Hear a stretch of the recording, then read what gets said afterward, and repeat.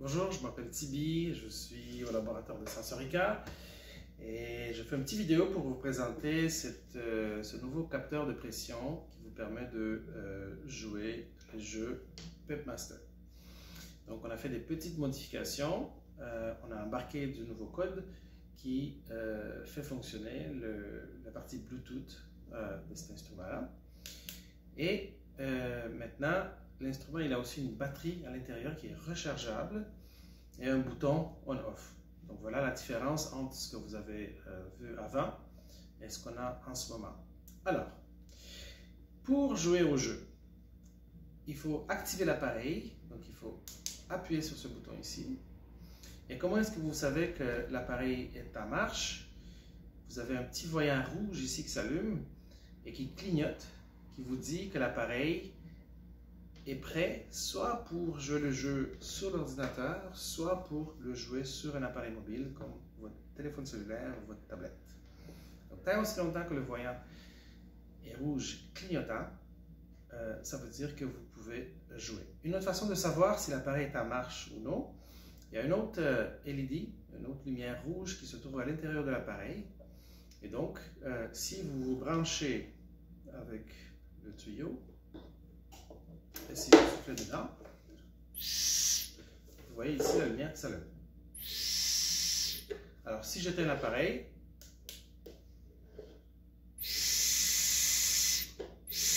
la lumière ne s'allume pas. Donc, une fois que vous finissez le jeu, vous devez ne pas oublier d'arrêter l'appareil, sinon la batterie elle va se décharger à l'intérieur de, je sais pas moi, 24 heures.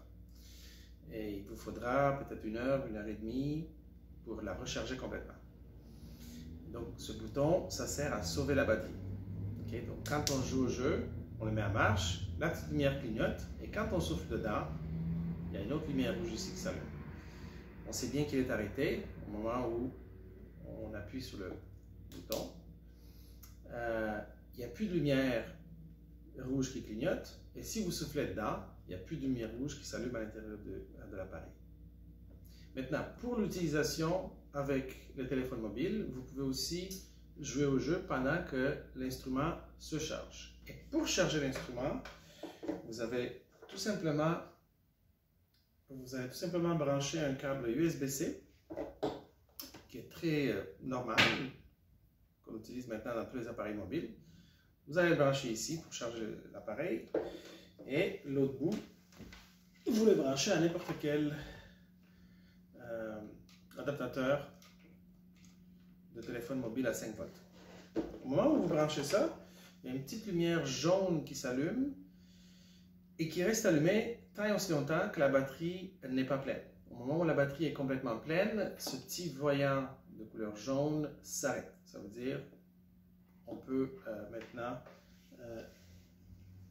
débrancher parce qu'on est complètement chargé. Pendant que l'appareil se charge, on peut quand même jouer le jeu avec le téléphone cellulaire. Donc, on se branche avec le tuyau et on se connecte Bluetooth. Via Bluetooth à l'appareil, on peut jouer avec les mobiles. On ne peut pas jouer avec l'ordinateur parce qu'il y a seulement un fil qui maintenant sert à charger l'appareil et qui est branché dans une prise. Mais si la batterie est chargée,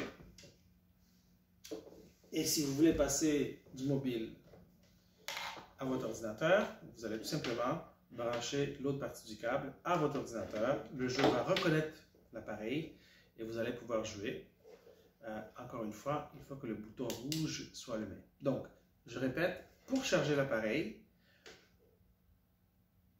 se charge, peu importe si le bouton est enfoncé ou pas, donc peu importe si l'appareil est en on ou en off, il va quand même prendre le courant et va charger la batterie. Pour jouer le jeu, il faut nécessairement être en on, et pour sauver la batterie, il faut l'arrêter avec ces boutons-là.